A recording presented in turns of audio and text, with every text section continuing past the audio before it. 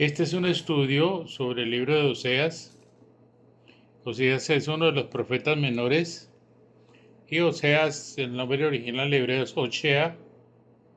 De ahí viene el nombre original de Yehoshua, que fue aquel que Oche le cambió el nombre. Y porque Ochea significa salvación, pero Yehoshua significa salvación de Yuhei Bahei. O sea, fue cambiado el nombre para tipificar precisamente a Yehoshua, el Ben Nun, como la sombra del Mesías que vendría, que se llamaría Yeshua o Yehoshua. Yeshua es la contracción del nombre de nuestro Salvador. Así que Yeshua o Yehoshua significa salvación de Yuhei Bahei.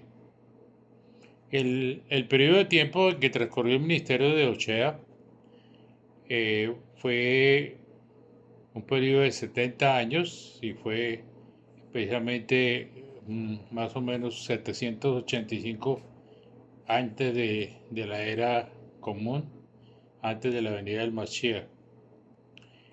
Eh, el otro asunto es el destinatario del ministerio de Ochea, que nos habla del reino adúltero y apóstata de Israel.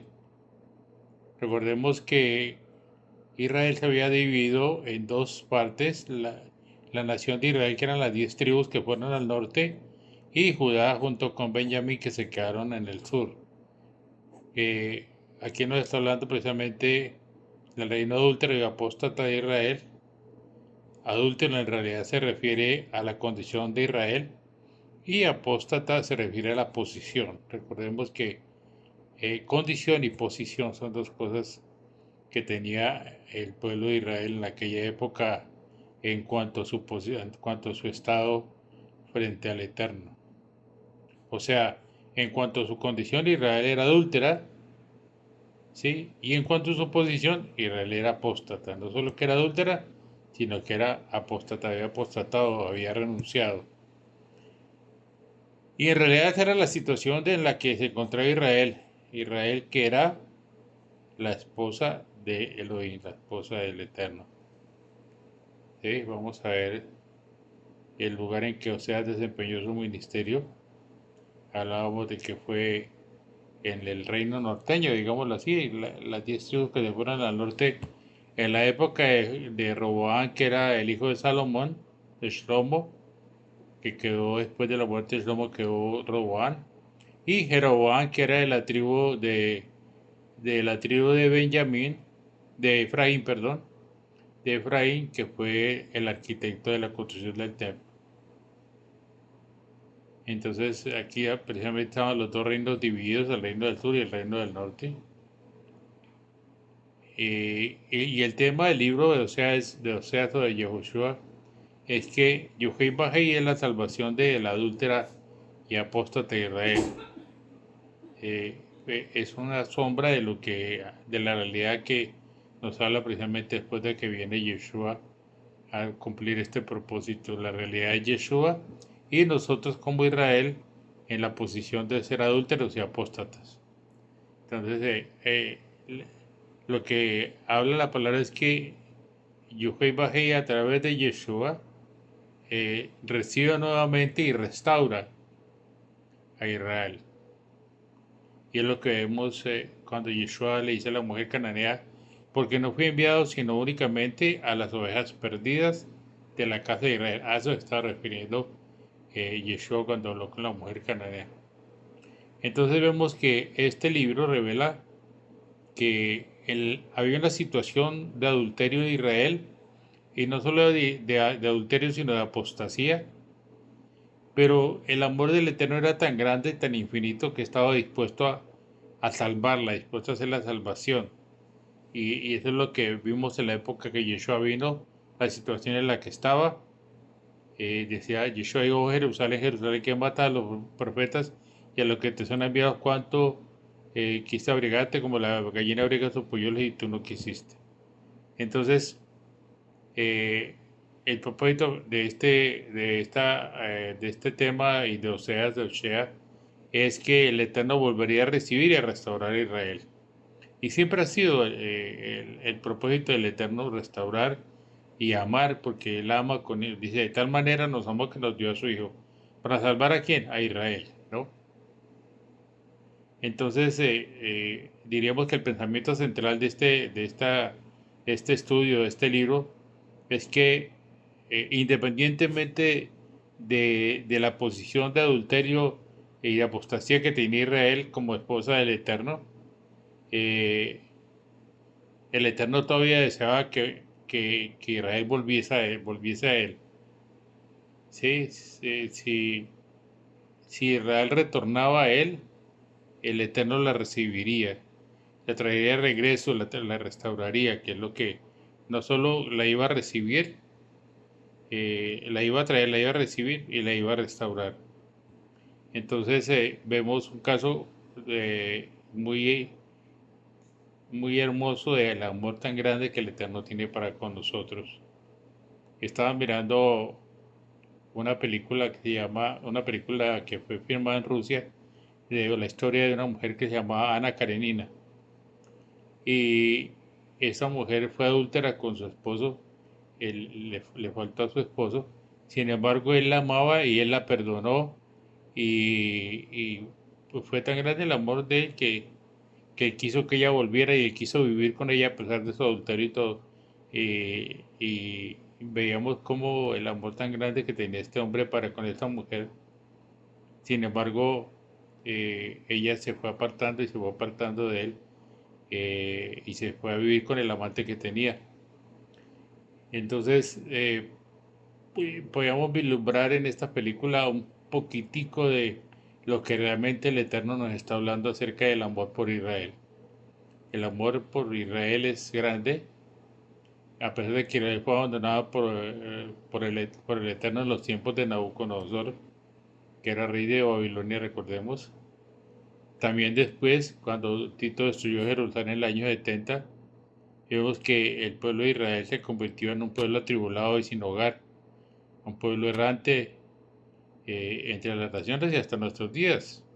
Únicamente hasta ahorita el retorno del pueblo de Israel, una parte del pueblo de Israel que es el pueblo judío, que retornó en el año 48 a Jerusalén, a Israel.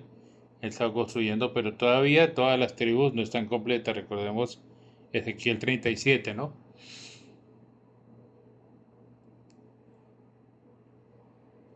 Entonces, aunque vemos que el pueblo de Israel se ha establecido en las naciones, y el pueblo de Judá, la tribu de Judá ha retornado, digamos que Judá y junto con Benjamín y una parte de la tribu Leví que fueron los que quedaron después de la división de los reinos, eh, a pesar de que el 48 retornaron una parte, el Eterno todavía no ha vuelto a recibir a Israel como tal, ni ha restaurado. Yeshua trajo el reino de los cielos, pero hasta nuestros días, hasta ahora, está comenzando a ver ese retorno, no solo de Judá y de Benjamín a Israel, sino de toda la casa de Israel al Eterno, porque una cosa es lo físico, que es la tipología en Jacob, y otra cosa es lo espiritual, que es en la tipología de Israel, ¿no? Jacob e Israel, aunque son la misma persona, son dos tiempos, el tiempo terrenal y el tiempo espiritual. Entonces, hay algo interesante que vemos aquí en la revelación del Mesías en este estudio del libro de Oseas, como Oseas revela al Mashiach en su primera venida, y ahora no solo en su primera venida, sino en su segunda venida también, ¿no? Digamos que su primera venida del Mashiach habría de estar lógico con Israel como el Hijo del Eterno que huye a Egipto y es llamado a salir de Egipto. Eso lo vemos en Mateo 2, 13 al 15. Entonces, esto nos habla precisamente que aunque Israel se tornó extremadamente malvado, ¿sí? Apostató y adulteró, en Mashiach, eh, digamos que el verbo se hizo carne y habitó entre nosotros, eh, llegando a ser un israelita, pero un israelita verdadero, un israelita en carne que no cometió pecado, que fue tentado en todo, mas no pecó, que vino en semejanza de pecado, mas no es naturaleza de pecado, que era la naturaleza que tenía Israel en ese tiempo. Así que Mashiach como hijo del Eterno y el pueblo de Israel también como hijo del Eterno. Entonces vemos cómo Mashiach se unió a Israel en cuanto a ser un hijo del Eterno en su humanidad, ¿sí? Y en su divinidad. O sea, él se hizo carne y habitó como humano, pero para mostrar que él era un verdadero israelita, pero siempre es lógico su naturaleza de divinidad, ¿no?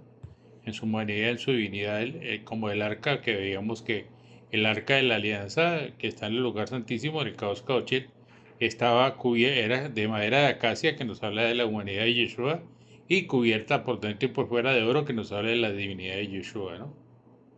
Entonces, así como esa primera venida, él está en unión con el pueblo de Israel, ¿sí? Y en su segunda venida, el Mashiach dice que la palabra dice que saldrá como el alba y vendrá a Israel como la lluvia tardía que riega la tierra, ¿no? Entonces, nos está hablando de un tiempo en el cual el pueblo de Israel será esa tierra regada por Mashiach en calidad de lluvia. Recordemos que la lluvia nos habla precisamente de preparar la tierra para la gran cosecha, para que haya una buena siembra y una buena cosecha. En la primera vez, Yeshua vino como la siembra de la semilla, en la segunda vendrá como la cosecha de esa semilla, ¿no?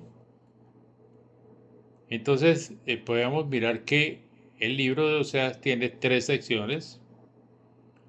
Digamos que la primera sección es una esposa dada a la prostitución. Lo podemos encontrar en el capítulo 1 al 3.